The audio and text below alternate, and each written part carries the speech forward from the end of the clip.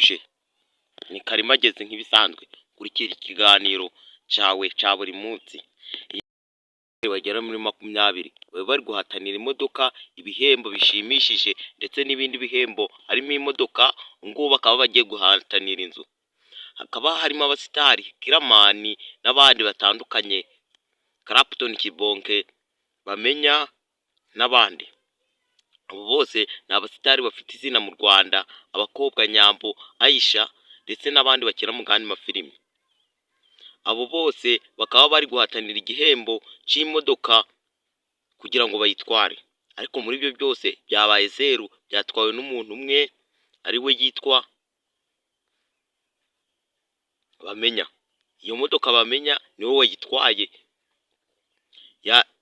yayitsindiye, ariko bikaba bivuga ko hariho abanyeshari, harimo ibyo wabibaza Clapton Kibonke cyangwa se Kiramani intare y'ingore wayashoyemo amafaranga menshi, yamenye yasutse kugira ngo iyo modoka ayitware, ariko nta byabaye ngombwa yuko ayitwara.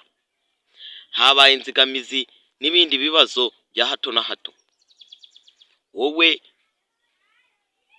unkunze cyangwa se ukaba wishimiye ibikorwa nkora, kora subscribe. Ndagukunda, banyita Karimagezi, merereye Musanze.